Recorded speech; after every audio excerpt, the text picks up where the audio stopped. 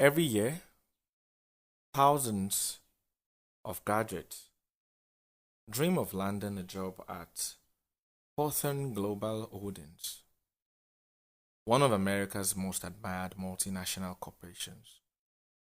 Prestigious awards, billion-dollar profits, luxurious offices, and promises of unlimited career growth make it the ultimate destination for ambitious professionals. Hello, everyone. This is KCA Production, and today we're going to be bringing you a movie titled Dark Side of a Corporate World. At KCA Production, your delight is our pleasure, and we just want to ensure that you are entertained as much as possible, that our stories brings you life, inspiration, motivation. And that's why I want to ask that you please subscribe to KCA Production. Like this video, share your thoughts in the comment section, and again, please subscribe.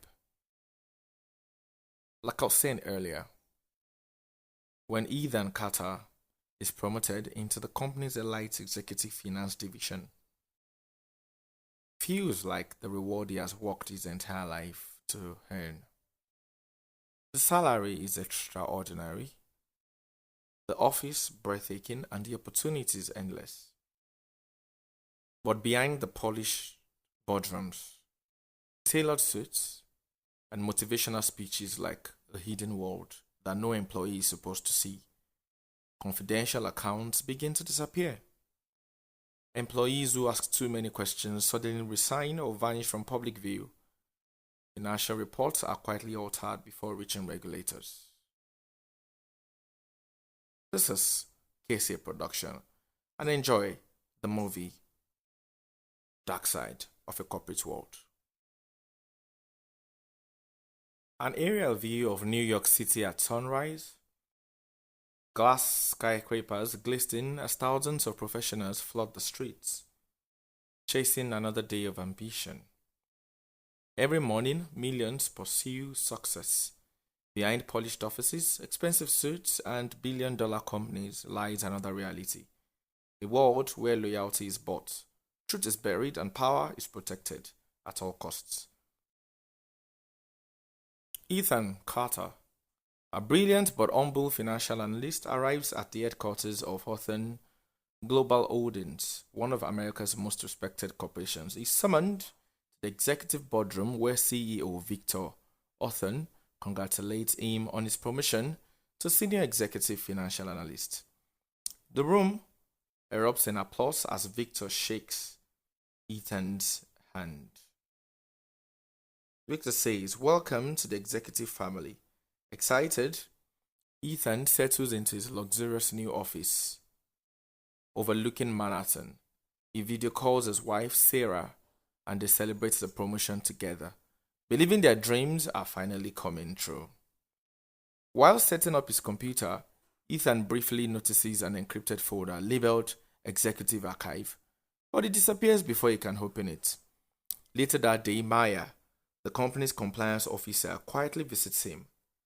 "Congratulations! Just one piece of advice. Around here, don't be too curious." She walks away, leaving Ethan confused. Unknown to Ethan, head of corporate security Marcus has been watching the interaction. He immediately calls someone. He's asking questions already. Sometimes, success opens doors, other times it locks you inside. Working late one evening, Ethan notices inconsistencies in financial reports involving millions of dollars. While searching the company's database, the hidden executive archive unexpectedly opens. Inside, he discovers files containing suspicious offshore transactions, shell companies, and secret executive payments, and of course, confidential financial records that suggest large-scale fraud. He also finds a folder listing former employees who supposedly resigned after questioning company finances. Their names are followed by internal emails showing they had raised ethical concerns shortly before disappearing from the company. Meanwhile, Victor Orton receives a security alert informing him that someone has accessed the executive archive. Marcus asks whether Ethan should be stopped immediately. Victor calmly replies, "No. Let's see how curious it really is." After work, Maya secretly meets Ethan in the parking garage and hands him a sealed envelope. "Read this somewhere safe. You're being watched." Inside the envelope are bank records, photographs of executives holding secret meetings, and documents referencing a missing confidential informant. A handwritten note reads, "If you found this, trust no one." Moments later, Ethan receives an anonymous phone call. A distorted voice warns, "Close the file. Forget what you saw. Go home to your wife." The call ends, leaving Ethan shaken. The deeper Ethan searched, the more dangerous the truth became. The following morning, Sarah notices Ethan's growing anxiety, but he hides the truth to protect her. At work, Victor subtly tests Ethan during a private meeting. Victor says, "Curiosity can be a wonderful quality, unless it leads someone into places they don't belong." Later, Ethan secretly meets Maya in the cafeteria. Speaking carefully to avoid suspicion, she reveals that Victor knows someone accessed the executive archive. She tells Ethan about David Morrison, a former compliance officer who uncovered financial corruption 3 years earlier. Shortly after collecting evidence, David mysteriously disappeared and was never seen again. Realizing the danger, Maya secretly gives Ethan an encrypted USB drive containing 3 years of evidence she has gathered. Before they can continue talking, Marcus enters the cafeteria, watching them with an unsettling smile. That evening, while riding the subway home, Ethan realizes a man is following him. As he tries to escape, investigative journalist Emily Ross unexpectedly approaches him. She introduces herself and hands Ethan a business card. "I've been investigating Orton Global for years. You're not the first employee to discover their secrets, but you might be the last one still alive to expose them." Before Ethan can ask another question, Emily disappears into the crowd. He stares at the card in his hand, realizing his promotion has drawn him into a deadly conspiracy where every decision could cost him his career, his family, or even his life. Ethan entered Orton Global believing success was his destination. Instead, he uncovered a hidden world of corruption, intimidation, and betrayal.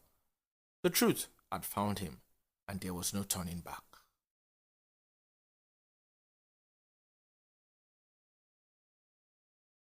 A thunderstorm rolls over Manhattan. Lightning flashes between towering skyscrapers. Inside those gleaming buildings, meetings continue. Contracts are signed, and fortunes change hands, all while secrets remain hidden. Power doesn't always destroy people with violence. Sometimes it destroys them with temptation. Sometimes with fear. And sometimes it builds a trap so perfect that the victim never realizes they've walked into it. At Ethan's office in the morning, the office buzzes with unusual energy. Employees rush from meeting to meeting. Security personnel are more visible than ever. Ethan sits at his desk, replaying the previous night's encounter with Emily, her words echo in his mind. "We might be the last one still alive to expose them." A calendar notification pops up on his screen. Emergency executive board meeting by 10 a.m. Attendance is mandatory. As he prepares his notebook, he notices a small black SUV parked directly across the street from the building. Two men sit inside, watching not moving. The room is unusually quiet. Victor sits at the head of the table.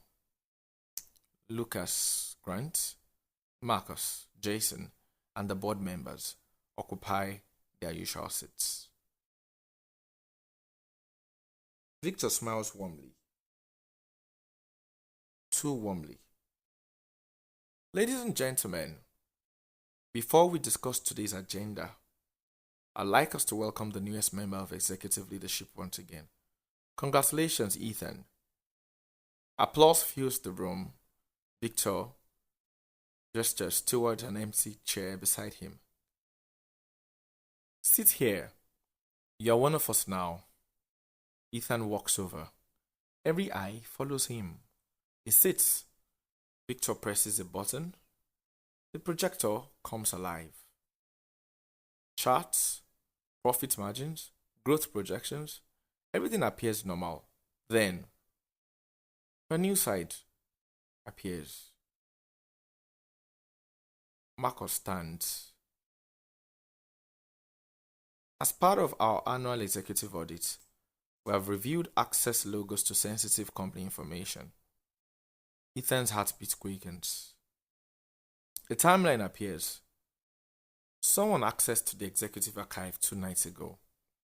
The exact time Ethan had opened the Eden folder. Marcus scans the room. Unfortunately, someone violated executive protocol. Silence. Victor folds his hands. Victor says, whoever did it has one opportunity to admit it. No legal consequences, no termination, just honesty. The room becomes unbearably still. Ethan looks around. No one speaks. Victor waits. 5 seconds, 10, 20. Finally, Victor smiles.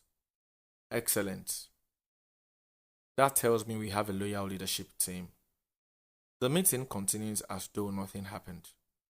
But Ethan notices Victor watching him. Not directly, but through the reflection in the polished conference table.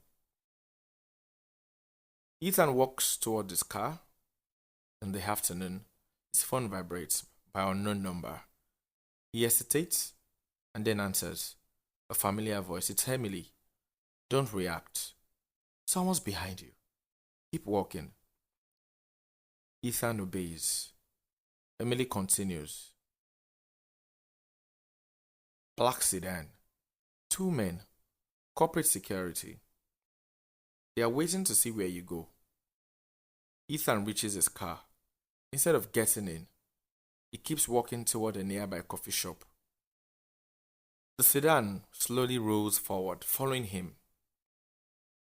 Emily is already seated in a corner booth at a coffee shop wearing a baseball cap and glasses. She slides a coffee across the table. You passed the first test. Ethan sits. What test? If you are driven home, they would have known where your wife spends every evening. Ethan's face pales. Emily opens a tablet. Photographs fill the screen. Victor with politicians. Lucas meeting offshore bankers. Marcus talking to private contractors. Then, a photo of David Morrison, the missing compliance officer, standing beside Jason. Jason?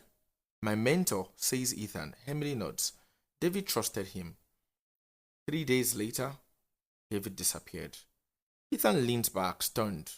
Who can I trust? Emily meets his gaze. Right now, very few people.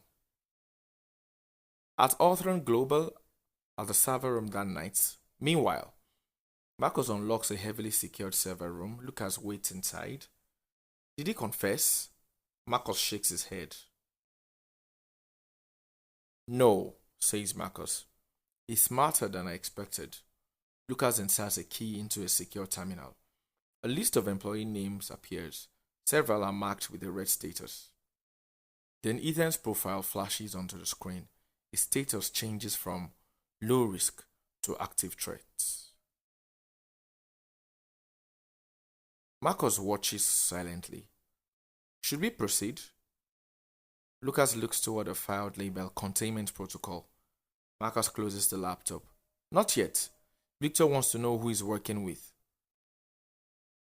At Ethan's apartment late night, Ethan quietly enters. Sarah is asleep on the couch, the television is still on. He smiles sadly and drapes a blanket over her. Then he notices something on the dining table. A single white envelope, no stamp, no address, only one word. Ethan opens it. Inside is a photograph. Sarah leaving her school that afternoon. Another photo, Sarah entering a grocery store. A third, Sarah standing outside the apartment. On the back, written in neat black ink. Some people pay for other people's decisions. Ethan's hands begin to shake. He immediately locks every door, checks every window, looks outside. Across the street, the same black SUV sits in the darkness. Its headlights slowly turn on. Then it drives away. The trap had been set. It was designed to catch Ethan's hands. It was designed to capture his heart. Because those who live for the truth often fear one thing more than death. The people they love becoming collateral damage. The New York skyline is cloaked in a grey dawn. Rainwater slides down the mirrored sides of skyscrapers while the financial district comes alive once again. Inside the towers, stock prices rise and fall in seconds. Outside, ordinary people rush to work and are aware that a battle for truth is unfolding just floors above them. Secrets have weight. The longer they remain hidden, the heavier they become, and eventually, every secret demands an escape. Ethan hasn't slept. The anonymous photographs of Sarah are spread across the dining table. Sarah enters the kitchen and notices his troubled expression. Ethan, what's wrong? He quickly gathers the photographs before she can see them. Nothing, just work. Sarah gently takes his hand. You said that every day of this week. Whatever is happening, please don't shut me out. Ethan wants to tell her everything. Instead, he forces a reassuring smile. I just need a little more time. She nods, though she clearly isn't convinced. As Ethan leaves for work, he glances through the apartment window. The black SUV is gone, but another unfamiliar sedan is parked across the street watching. At the Orthan Global executive floor, the atmosphere is unnervingly calm. Employees greet one another with rehearsed smiles. Security cameras seem to follow every moment. As Ethan walks toward his office, Jason catches up with him. Congratulations again on the promotion. You've earned it. Ethan studies Jason carefully, remembering Emily's photograph, remembering David Morrison. Thanks. Jason smiles. Victor wants us to work together on the Phoenix acquisition. Big opportunity. The boss watching, don't disappoint them. Jason pats Ethan on the shoulder before walking away. Ethan watches him disappear down the hallway. For the first time, he wonders if every friendly gesture has been part of a carefully designed performance. At the records archive, Maya quietly unlocks a storage room. Shelves packed with old financial files stretch into the darkness. She hands Ethan a thin folder. This never made it into the digital system. Hard copies, they forgot about them. Inside are handwritten approvals, wire transfer authorizations, signatures. Among them, Victor Orthan, Lucas Grant, Jason Miller. Ethan looks up. This is enough to open a criminal investigation. Maya shakes her head. Not yet. Paper can disappear. We need something they can't explain away, something public. At Emily's newsroom in the afternoon, Emily pins photographs and documents onto a large investigation board. Names, dates, financial transactions, missing employees. Our editor approaches. He says, Emily, legal says this story is too dangerous. Without undeniable proof, we can't publish, Emily says. But at the time, we have undeniable proof, someone else will disappear. The editor lowers his voice. Be careful. Powerful people don't always sue journalists. Sometimes they silence them. At the server room that night, the executive floor is nearly empty. Maya swipes an access card. The heavy server room door unlocks. Rows of blinking machines hum steadily. Ethan inserts the encrypted USB drive Maya gave him. The system requests administrator credentials. Maya types rapidly. Access granted. Folders begin downloading. Financial ledgers, internal emails, offshore accounts records, hidden surveillance reports. A progress bar appears. 3%, 12%, 26%. Suddenly, a red warning flashes. Unauthorized data transfer detected. Alarm! The lights switch from white to flashing red. They found us! Footsteps echo outside. Marco's voice booms through the hallway. Seal the exits! Nobody leaves this floor. Maya pulls the USB free. Only 61% of the files have copied. It's enough! Run! Ethan and Maya sprint through the corridor. Security officers emerge from both ends. One reaches for Ethan. Ethan ducks and slips past him. Maya pushes open a fire exit door. They race down the stairwell. Marcus appears at the top of the stairs, calm, not running, simply watching. He speaks into his radio. Do not chase them. Let them think they have escaped. Ethan and Maya burst onto the street. A taxi screeches to a halt. They jump outside. Drive! The taxi speeds away. From the building entrance, Marcus watches silently. Then he smiles. As the taxi moves, both breathe heavily. Maya looks at the USB drive. We finally have it. Ethan exhales. Then it's over.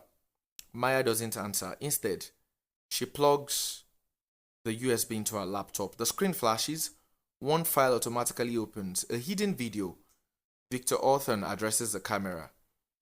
If you're watching this, it means someone stole confidential company data, which also means you have activated our contingency protocol. The screen changes. A live GPS map appears. A blinking red dot. Their location. The USB has been tracking them. Ethan and Maya stay in horror. Outside the taxi's rear window, a black SUV pulls into the traffic. Then another and another, following them. They thought they had stolen the evidence. They didn't realize the evidence had stolen them. In a game where every move is anticipated, even escape can become part of the enemy's plan. The streets of Manhattan are alive with flashing lights, blaring sirens, and endless traffic. Above the chaos, towering skyscrapers stand as symbols of wealth and influence. When people in power fear exposure, they stop protecting their reputation and begin protecting their secrets. Ethan has crossed the line from which there is no return. After escaping Orthon Global with copied evidence, Ethan and Maya race through the city in a taxi while several black SUVs pursue them. Realizing the stolen USB drive contains a hidden GPS tracker, Maya quickly disables it, causing the pursuing vehicles to lose their location. They reach an abandoned warehouse where investigative journalist Emily has been waiting. Together, they examine the files and discover overwhelming evidence of corporate crimes, including money laundering, inside trading, bribery, illegal offshore accounts, and secret recordings of Victor Orthon ordering his executives to silence anyone who threatens the company. Emily is convinced they finally have enough evidence to expose Orthon Global. Suddenly, the warehouse lights go out.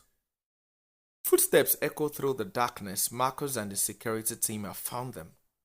Using only flashlights, the security officers begin searching the building. Emily whispers, "We have to move now." The three quietly slip between rows of abandoned crates, but one of the guards spots them. A tense chase erupts through the warehouse. Ethan pushes over a heavy storage rack, blocking the guards long enough for them to escape through a rear exit. Police sirens approach in the distance, forcing Marcus and his team to retreat before they are identified. As Ethan catches his breath, his phone vibrates.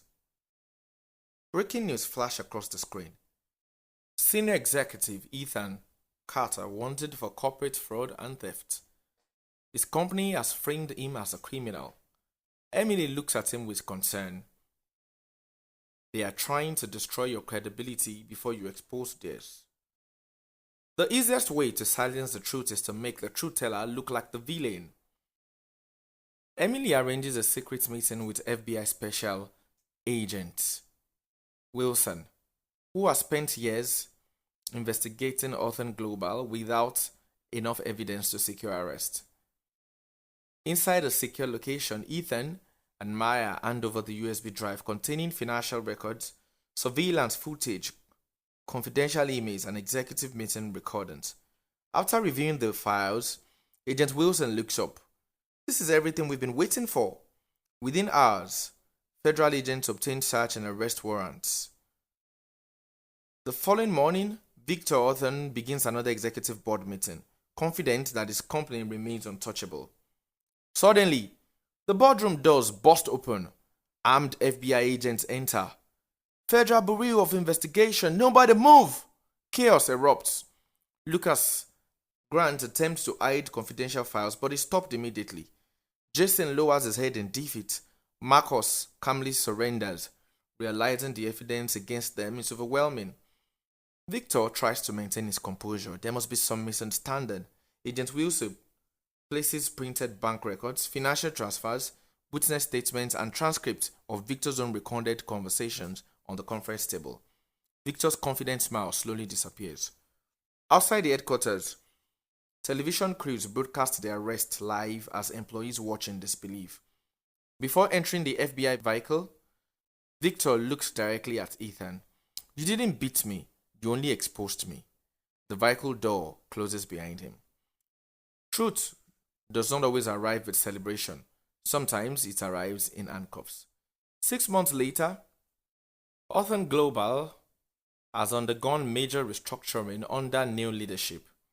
New compliance policies and independent oversight restore confidence in the company. Ethan, now cleared of every false accusation, has become a respected advocate for ethical leadership. Walking through a city park with his wife Sarah, he reflects on everything they survived. I almost lost everything. Sarah smiles gently. No, you almost lost yourself and you chose not to. Later, Ethan speaks to a packed university auditorium filled with business students. Behind him, a presentation reads Integrity in Corporate Leadership. It tells the audience, success is not measured by promotions or wealth. It's measured by the values you refuse to compromise. If achieving success requires sacrificing your integrity, then the cost is simply too high. The audience rises in a standing ovation. Among them are Maya, now serving as Chief Compliance Officer of the restructured company, Emily, whose investigation won national recognition, and Agent Wilson, whose years of persistence finally brought justice. Every corporation is built by people, and every person faces a choice. Some choose greed, while others choose integrity. Systems may be corrupted, but courage has the power to rebuild them. One honest voice can inspire countless others to stand for what is right. Thank you for watching Dark Side of Corporate World, brought to you by KCA Production. If you enjoyed the story, please do not forget to like, share, and subscribe to KCA Production for more original movies filled with suspense, drama, thrilling stories, and inspiring productions. Remember, success built on deception never lasts, but integrity leaves a legacy. I want you to tell us in the comment section What would you have done if you were Ethan? Until next time, keep believing in truth, keep choosing integrity, and keep supporting great storytelling. This is KCA Production, where every story leaves a lasting impression. Subscribe, and I'll see you on the next production. Okay, bye.